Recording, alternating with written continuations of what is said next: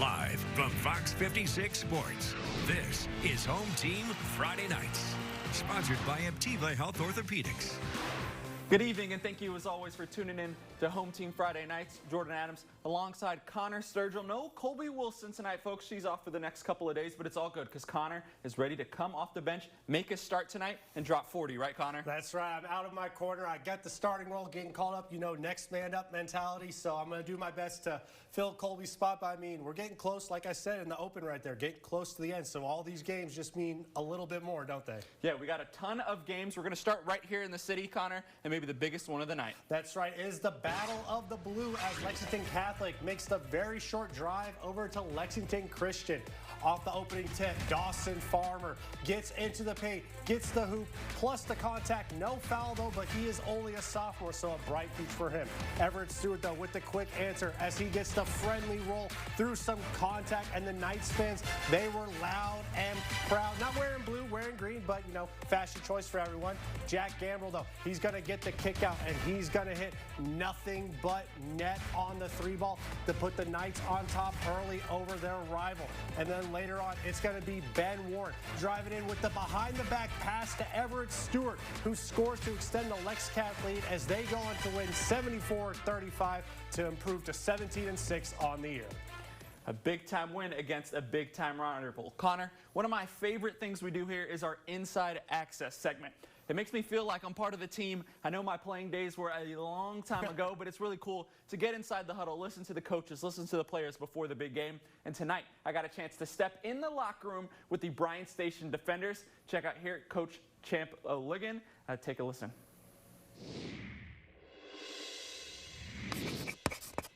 We got to rebound. We got to win the 50-50 balls. When we do that, nobody's going to beat us. It's when we don't do that that we have issues. Now, you got to defend the three against these guys. They got a lot of three-point shooters, especially number 10. Don't help off of number 10. All right, already said it. Stay focused for the whole game. Whole game. Station on 3. 1, 2, 3, station. And thanks again to Coach for this one. So here we go. Defenders versus Blue Devils. First possession of the game, Connor, and Jackson Steffen is going to catch it on the right wing, and he makes no mistake knocking down the triple. You're going to see from more for number 1 in just a second. Later in the frame, and it's going to be Steffen turning defense into offense. A steal on one end, and then the two-handed slam on the other. The gym was rocking after that. The Air Force commit flying high tonight, folks. Now, off the miss, Amari Owens is going to get the rebound, and he's going to turn up the speed to another notch. The EKU signee is a one-man wrecking machine in transition, folks, but Henry Clay is going to secure the upset win over Bryant Station. 70-67 is your final in OT.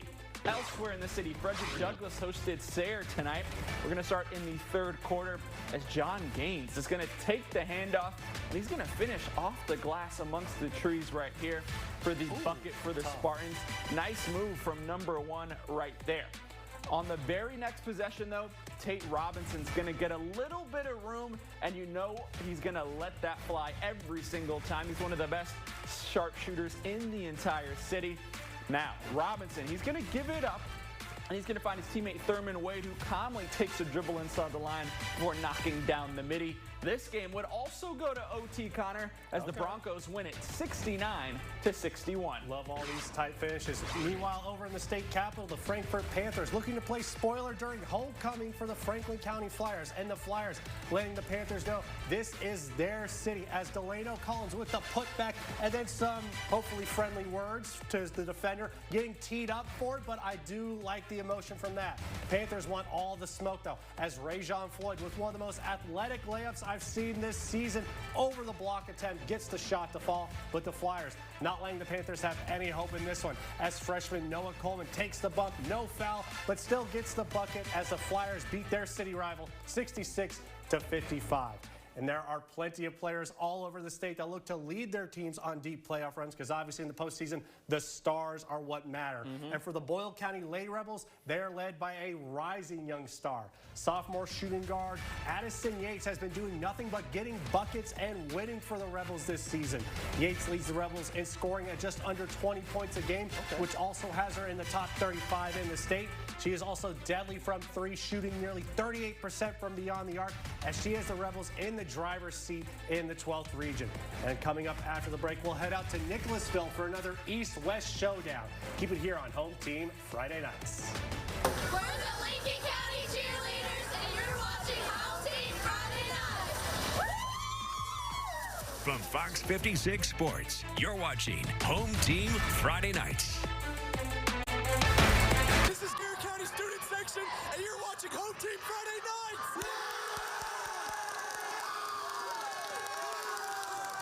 You heard the man. You are watching Home Team Friday Nights. Connor Sturgill alongside Jordan Adams here.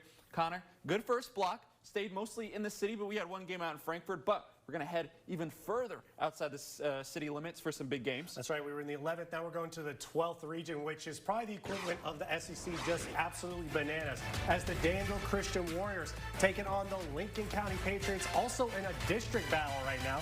The Warriors coming out hot as Graham Damadon picking up from the showcase with the raindrop floater and the shooter's touch to go with it. But the Patriots say, anything you can do, I can do better, Graham, as Tristan Givens with the kick in the midair to Lane Sargent for the triple, and that fires him up as the Pats keeping up with DCA. But the Warriors, they were serving up everything tonight as Ben Michaels from the corner, he's going to fake the three, and he's going to serve up some Pop-Tarts, getting the defender in the air before laying it in off the glass as the Warriors get the win 54-50. All right, we've got a good one for you out in Nicholasville with the Jaguars hosting the Colts, standing room only in the jungle. And it's the home team that strikes first as Tyson Duke takes the reversal and then calmly steps into this pull-up three to get things started. Slow start for the visiting team, and again, Duke is going to take advantage with the same spot, nailing the three over the big man, Luke Tutt. End of the first quarter, Jaguars holding a 2-point lead, but the Colts come storming back. Size is a factor as Tutt misses his own layup not once, but twice, but eventually gets that one to fall. And then later on, it's going to be Jeremiah Stifle who's going to sky for the pass and then throw it down with two hands. A happy Valentine's Day right there as he kisses the rim. As the West Jessamine takes this one 67-61 in enemy territory. All right, and we'll see the standings in the 12th region now. These aren't updated from tonight, but the defending champ DCA Warriors still holding it down in first place RPI-wise, followed by Wayne County, Somerset, Pulaski, and Rockcastle County. Those top four teams have only 2 district losses between them. So once the tournament rolls around, it's going to get very, very interesting. All right, Connor, we got some scores for you. I'm sure you'll like this one. Dunbar with a 62-57 win over Tates Creek here in the city. And then Somerset with a 64-46 win over the Boyle County Rebels. Some more scores for you. Garrett County with a 5-point win over McRae Central. And then Knox Central falling to South Laurel 62-55. All right, and now over on the girls' side, we got the Lady Wolverines of Western Hills taking the quick trip to Versailles to take on Woodford County. Late in the third, Yellow Jackets some work to do as Taylor Wade gets the ball, feeds into a cutting Hallie Gordon, who gets the layup, now down by 10, under 8 in the fourth. Some great guard play here for the Wolverines as Briar Wolf gets it, drives it before pulling up for the stop and pop as Western Hills keeps it double digits, 41-31. Now Woodford County looking for one more push.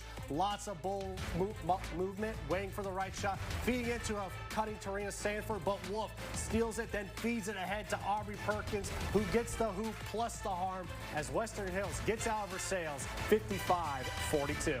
All right, we've got another 2 Franklin County teams battling out with Frankfort and taking on the Lady Flyers of Franklin County. Wasted no time. First possession of the game, in 8th grader Ilkaya Taylor gets the ball, fakes the defender, then knocks down the floater for the 4 points of the game. The Flyers set up the full court press. Frankfort looking to get out of their back court, but they can't. They turn it over, and it's going to be that girl again, Taylor with the bucket. Nice layup there from number 11. Lady Flyers would hit 25 points in the first 5 minutes, and they're going to win this one easily. 87-11 is your final score. Goodness. Well, coming up after the break, we got some more girls games to get to, including a big district showdown in Lincoln County. We're the Western Hills Cheerleaders, and you're watching Home Team Friday Nights. From Fox 56 Sports, you're watching Home Team Friday Nights. We are the Franklin County Student Section, and you're watching Home Team Friday Nights.